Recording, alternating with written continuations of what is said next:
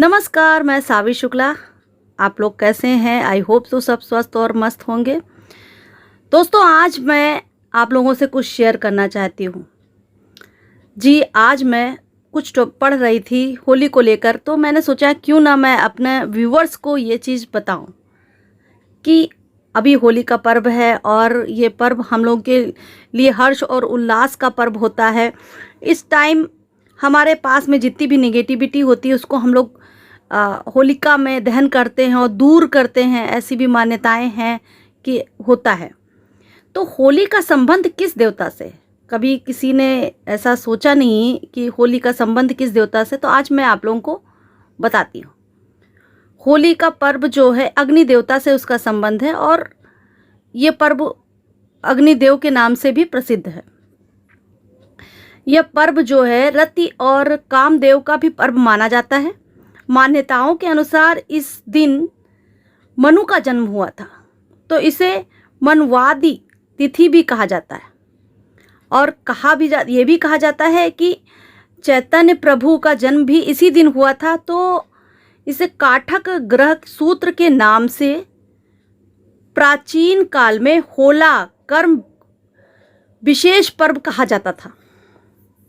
होला कर्म का पर्व कहा जाता था और इसके देवता पूर्ण चंद्र हैं।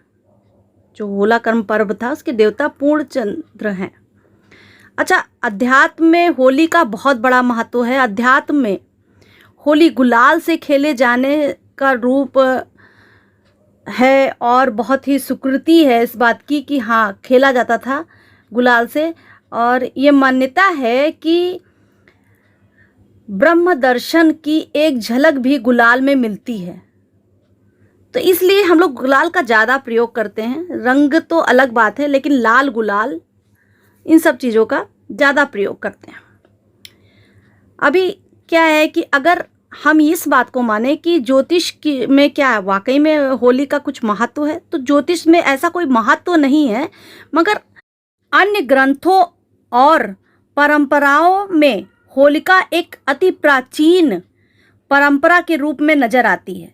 जी हाँ, फाल्गुनी पूर्णिमा को ऐश्वर्य प्रदायक भी कहा गया है और देखा जाए तो 500 से 200 ईसा पूर्व भी इसे होलिका कहा जाता था। तब के लोग बसंत आगमन के इस पर्व पर यज्ञ करते थे, जिसे समस्त कष्टों को नष्ट करने वाला माना जाता था। इस सामूहिक अग्नि संपादन में नारियल, गाय के गोबर, उपले, कंडे और ऋतुफल, हरे चने का जो है अर्पण करते थे। अपनी समृद्धि आयु की वृद्धि के लिए प्रार्थना करते थे।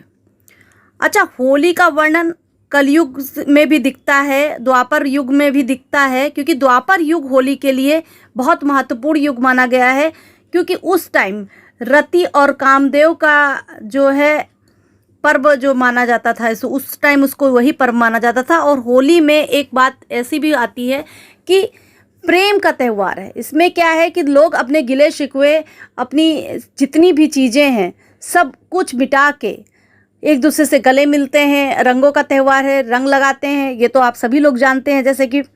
लेकिन कामदेव और रति के इसमें प्रेम का त्यौहार के रूप में भी मनाया जाता है। रही बात, इसमें क्या होता है कि हर्ष उल्लास भी रहती है, प्लस ये भी कहूँगी कि इस समय निगेटिविटी जो आपके घर में आसपास में या फिर कहीं भी निगेटिविटी है वो दूर भी होती है। बहुत ही अच्छा त्यौहार माना जाता है ये एक। और इसमें लोग उपाय भी करते हैं। जैसे होलिका के टाइम पे एक उपाय मैं आपको बता देती हूँ कि जैसे होलिका के टाइम पे आप उपाय कर सकते हो, तो किस प्रकार का उपाय करना चाहिए, तो आज मैं आपको वो बताती हूँ। यदि किसी को भी आर्थिक समस्या हो रही हो, मतलब उसका अच्छे से व्यापार नहीं चल पा रहा है, तो उसको होली की रात में चंद्र के उदय होने पर अपने घर की छत पर आ जाए और भगवान चंद्रमा को शुद्ध घी के दीपक के साथ धूप बत्ती और अगरबत्ती अर्पण करे, सफ़ेद दूध की मिठाई भी और साबूदाने की खीर अर्पण करे, चंद्र देवता से अपने घर में सुख शांति के लिए प्रे करें और जो भी भोग है वो बच्चों को बांट दे। ये दिन में अनुभव, ये इसको जो है करना ही चाहिए। इसका अनुभव आपको मिलेगा, कुछ दिन के अंदर इसका अनुभव मिलेगा कि आपकी आर्थिक स्थिति सुधरने की कगार पे दिखेगी। अगर आपको परमानेंट कर दें तो बेटर रहेगा। ये उपाय अगर हर प्रत्येक पूर्णिमा में अगर आप करते हो तो जल्दी से जल्दी आपकी आर्थिक स्थिति सुधरेगी। बस यही थी इन्फॉर्मेशन मैंने आपको बताई। अपने बच्चों को भी बता सकते हैं आप, और भी मैं अच्छी इन्फॉर्मेशन लेकर आती रहूँगी। और इसके साथ में सावी शुक्ला का नमस्कार। प्लीज़ चैनल को लाइक, सब्सक्राइब और शेयर करना मत भूलिए। आगे मिलते हैं अगली इन्फॉर्मेशन के साथ में। नमस्कार।